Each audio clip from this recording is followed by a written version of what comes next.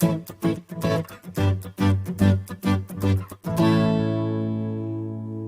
आज जिस टॉपिक की बात हम करने वाले हैं वो हमारा टॉपिक होगा बैंकिंग ऑफ रोड्स।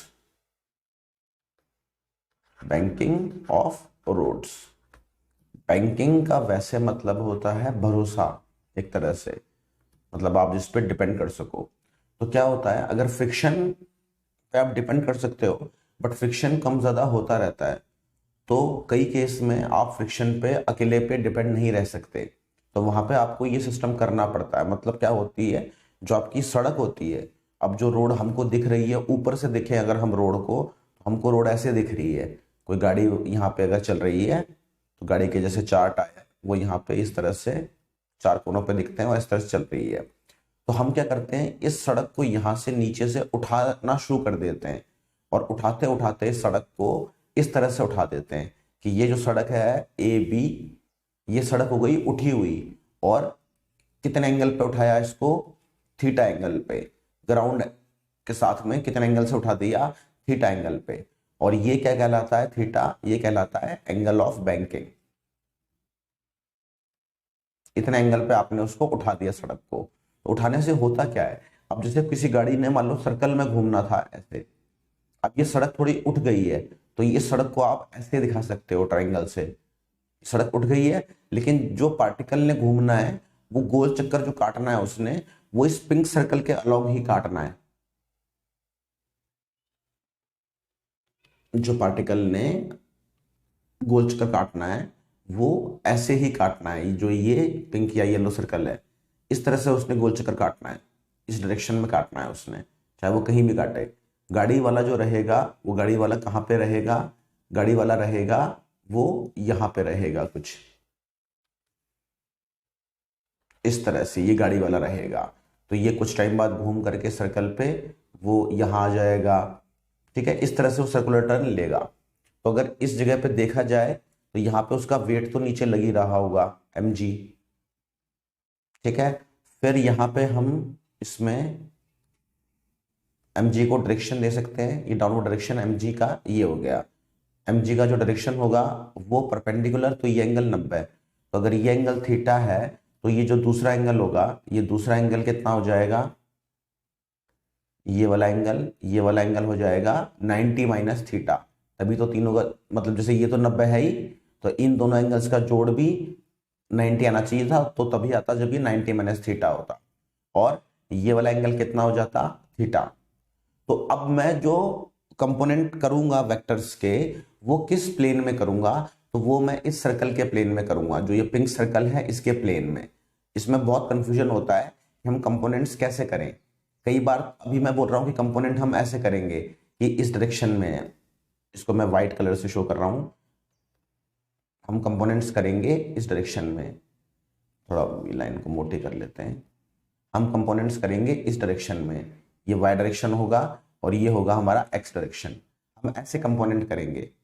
जबकि कई बार क्या होता है, कंपोनेंट हमको दूसरे डायरेक्शन में भी करने होते हैं कई केस में, जैसे एंगल ऑफ रिपोज निकालते हैं, तो उस केस में तो हम कंपोनेंट कैसे करते हैं, हम कंपोनेंट ऐसे करते हैं। तो कंपोनेंट किस डायरेक्शन में करने होते हैं ये कैसे पता लगता है, तो इसको पता लगाने का तरीका एक ही होता है कि आप ये देखो कि मोशन किस प्लेन में हो रहा है। जो भी मोशन का प्लेन होगा, मोशन के प्लेन में जाना होता है आपने। मोशन का प्लेन वही आप उसी प्लेन में या उसके परपेंडिकुलर आप कंपोनेंट करोगे। ये फंडा होता है, जिसको याद रखना होता है। तो अब अगर यहाँ पे हम उस पार्टिकल को देख रहे थे, तो इस पे फोर्स कितनी लग रही थी, तो एक तो इसका वेट लग रहा है नीचे mg, हमने ये बता दिया था कि ये वाला एंगल कितना आ गया, थीटा। इसके ऊपर नॉर्मल रिएक्शन लग रही होगी, तो नॉर्मल रिएक्शन तो हमेशा सरफेस के परपेंडिकुलर ही लगती है, तो नॉर्मल रिएक्शन तो ऐसे ही लग रही होगी। अब इसके अलावा कोई फोर्स तो हो सकता है कि फ्रिक्शन लग रहा हो सकता है फ्रिक्शन ना लग रहा हो।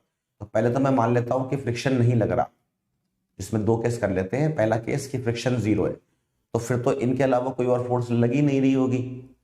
जब कोई और फोर्स लगी नहीं रही होगी तो क्या होगा, आप नॉर्मल के कंपोनेंट कर सकते हो। ये एंगल थीटा, तो ये वाला एंगल होगा 90 माइनस थीटा।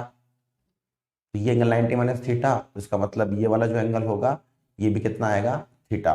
तो आप नॉर्मल के कंपोनेंट करोगे तो ये वाला कंपोनेंट आएगा n cos थीटा, और नॉर्मल का कंपोनेंट सर्कल के अलोंग वो आएगा n sin थीटा, इस तरह से, क्योंकि जो हमारा मोशन है वो इस रेड सर्कल में, mg का तो कंपोनेंट करने की जरूरत है ही नहीं क्योंकि वो परपेंडिकुलर ऑलरेडी है। तो अब हम बात करेंगे y डायरेक्शन की, यानी कि परपेंडिकुलर डायरेक्शन की। तो y डायरेक्शन में क्या होगा, n cos थीटा, ये किसके बराबर होगा, mg के बराबर होगा, और n sin थीटा ये अकेली फोर्स जो सेंटर की तरफ लग रही है, तो ये सेंट्रीपिटल फोर्स प्रोवाइड करेगी, तो ये किसके बराबर होगी, mv स्क्वायर बाय r के बराबर होगी। तो यहाँ पे इनको फर्स्ट और सेकंड इक्वेशन मान करके हम सेकंड इक्वेशन को डिवाइड कर देते हैं फर्स्ट से। तो लेफ्ट हैंड साइड पे हमारे पास n sin थीटा अपॉन में n cos थीटा, और राइट साइड पे mv स्क्वायर बाय r और अपॉन में mg, तो m से m गया तो यहाँ बचा v स्क्वायर अपॉन rg, और यहाँ पे n से n गया, यहाँ पे हमारे पास बचेगा साइन बाय कॉस यानी कि टेन थीटा। तो हमारे पास वैल्यू आ गई, टेन थीटा की वैल्यू आ गई v स्क्वायर अपॉन rg। तो यहाँ से इस रिलेशन को हम यूज कर सकते हैं। तो हम नॉर्मली इसको किस तरह से लिखते हैं, हम नॉर्मली इसको लिखते हैं rg टेन थीटा, तो वेलोसिटी की value under root of rg tan theta. तो अब इस वेलोसिटी को हम कौन सी वेलोसिटी लिखते हैं, इसको हम मैक्सिमम वेलोसिटी लिखते हैं, जिससे कि आप क्रॉस कर सकते हो।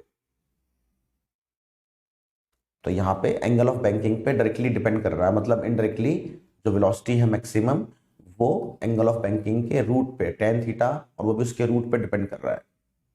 थीटा को बढ़ाओगे तो वेलोसिटी बढ़ेगी, ये बात पक्की है।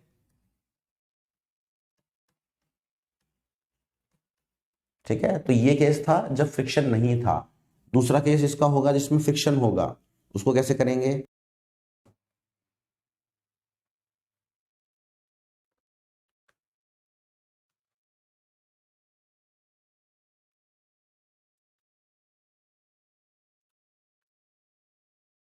तो अगर इस केस में हम मान के चलें कि फ्रिक्शन है, फ्रिक्शन एब्सेंट नहीं है, तो जब फ्रिक्शन होगा तो फिर इसमें दो केस बनते हैं एक्चुअली में।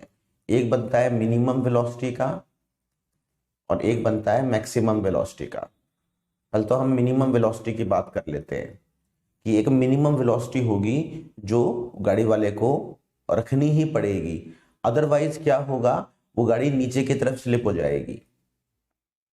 मतलब अगर बहुत धीरे यहाँ पे अगर कोई गाड़ी को कर लेगा तो वो गाड़ी अपने आप स्लिप होकर के नीचे की तरफ आने लग जाएगी। तो मिनिमम वेलोसिटी का कंसेप्ट यहाँ से आता है। और दूसरा केस होता है मैक्सिमम वेलोसिटी का।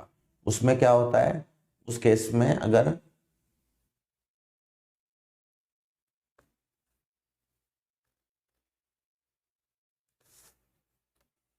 ये ऐसे रोड है,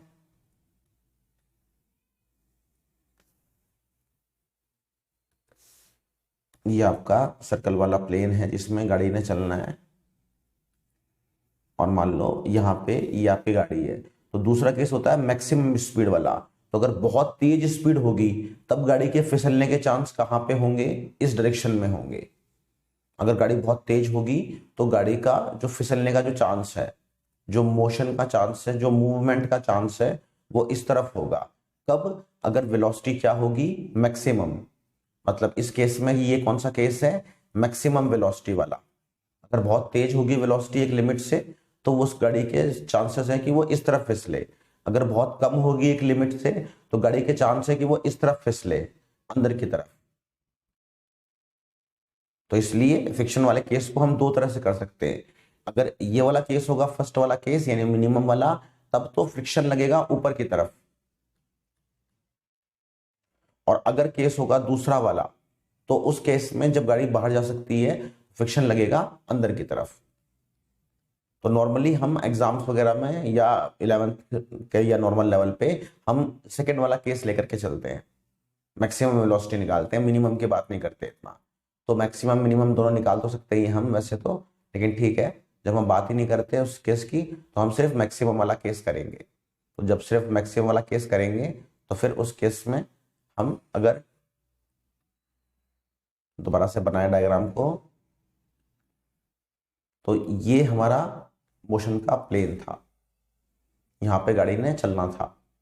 यहाँ पे ये हमारी गाड़ी हो गई अब इसके ऊपर फोर्स कितनी लग रही है या कौन कौन सी फोर्स लग रही है गाड़ी के ऊपर, तो गाड़ी के ऊपर एक तो इसका वेट लग रहा है नीचे mg, और गाड़ी के ऊपर नॉर्मल रिएक्शन लग रहा होगा वो ऐसे लग रहा होगा।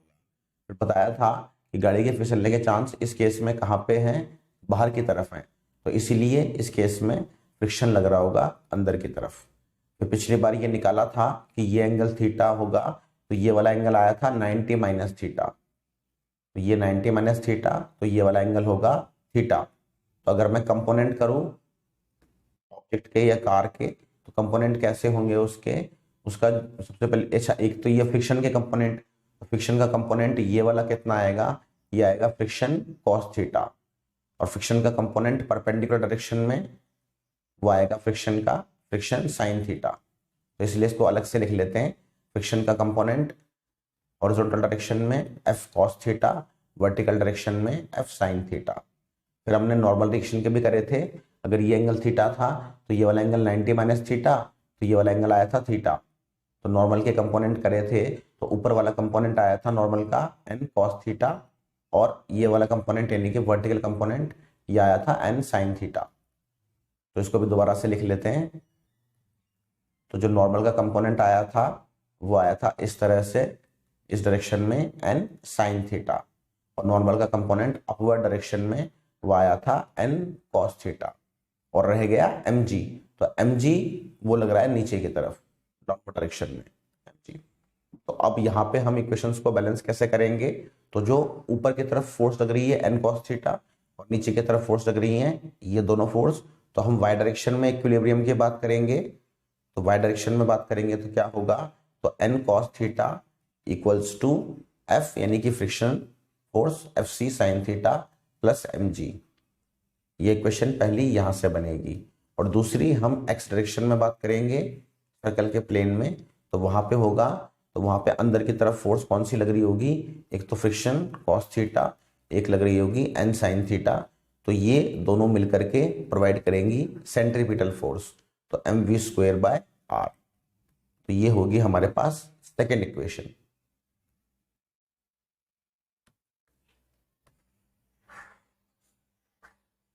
तो अब इन दो इक्वेशंस को मिलकर के हमको सॉल्व करना है, और इनसे वैल्यूज निकालनी है। अब वैल्यूज में यहाँ पे डिपेंड करता है कि वेरिएबल कितने हैं, मतलब हमारे पास जो टोटल वेरिएबल्स पॉसिबल हैं वो वेरिएबल्स कौन कौन से पॉसिबल हैं।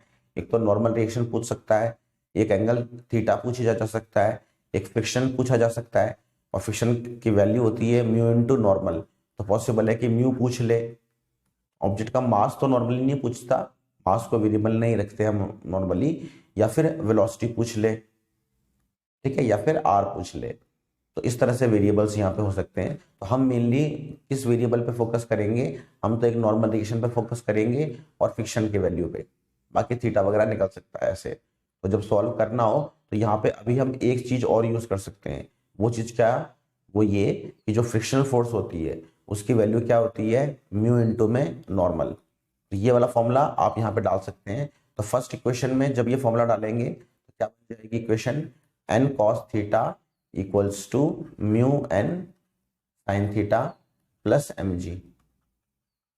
तो एक तरफ ला सकते हैं इसको, तो n कॉमन भी आ जाएगा, तो cos theta minus mu sine theta, normal common ले लिया मैंने, इक्वल्स टू mg। इसको थर्ड इक्वेशन, और फिर ये जो वैल्यू थी फ्रिक्शन फोर्स की म्यू इंटू एन, इसको मैं रख दूंगा सेकेंड इक्वेशन में। तो ये क्या बन जाएगी इक्वेशन, ये बन जाएगी mu into n cos theta plus n sine theta equals to mv square upon r. फिर n यहाँ पे डायरेक्टली कॉमन ही ले लेता हूं एक बार में ही, तो n को कॉमन ले लिया तो नॉर्मल रिएक्शन वो बाहर आ जाएगा n, और यहाँ बचेगा mu cos theta plus sine theta. तो ये हो जाएगी हमारी इक्वेशन नंबर फोर्थ। इन दोनों को डिवाइड कर देंगे तो यहां से नॉर्मल गायब हो जाएगा, ठीक है। अब अगर हम डिवाइड कर दें यहाँ पे, सपोज हम थर्ड इक्वेशन को डिवाइड कर दें फोर्थ इक्वेशन से, तो हमारे पास में एन से एन कट जाएगा, ऊपर बचेगा cos theta minus mu sine theta, नीचे आ जाएगा mu cos theta plus sine theta equals to, यहाँ पे आ गया mg, यहाँ पे आ गया mv square by r। m से m कैंसिल आउट हो गया। थोड़ा सा हम एंगल्स के टर्म्स में भी इसको सिंप्लीफाई कर सकते हैं। एंगल्स के टर्म्स में करेंगे तो क्या हो जाएगा, v square cos theta minus mu v square sine theta equals to g r mu cos theta plus g r sine theta. ये तो साइन थीटा को एक तरफ ला सकते हैं टर्म्स को, कॉस थीटा की टर्म्स को एक तरफ ला सकते हैं। साइन थीटा इसमें और इसमें कॉमन आ जाएगा, ठीक है, इस तरह से कर सकते हैं। साइन थीटा वाली टर्म्स को मैं राइट साइड में ले आता हूँ, कॉस थीटा वाली टर्म्स को लेफ्ट साइड में। तो लेफ्ट साइड में लाऊंगा तो कॉस थीटा में कॉमन आएगा वी स्क्वेयर, और फिर यहाँ पे आएगा तो माइनस म्यू जी आर, और यहाँ पे साइन थीटा को मैं राइट साइड में कॉमन ला रहा हूँ, तो यहाँ पे आ जाएगा g r plus mu v square. तो यहां से साइन बाय कॉस इसकी वैल्यू निकाली जा सकती है, sine theta upon cos theta, यानी कि टेन थीटा। टेन थीटा की वैल्यू वो हमें मिल जाएगी v square minus mu g r upon mu v square plus g r. तो यहां से आगे आप सॉल्व कर सकते हैं, डिपेंड करता है क्या पूछा है। फॉर्मूला रटने के लिए भी नहीं बोलूंगा मैं, तो कहूंगा तरीका याद रखो बस। तो ये कंप्लीट सॉल्यूशन हो जाता है अगर आपको बैंकिंग ऑफ रोड्स करना है विद फ्रिक्शन, और वो भी उस केस में। तो ये जो वेलोसिटी यहाँ पे यूज हो रही है, ये कौन सी वेलोसिटी है, मैक्सिमम वेलोसिटी है ये। अगर मिनिमम वाली होती तो केस थोड़ा अलग होता, आंसर अलग आता।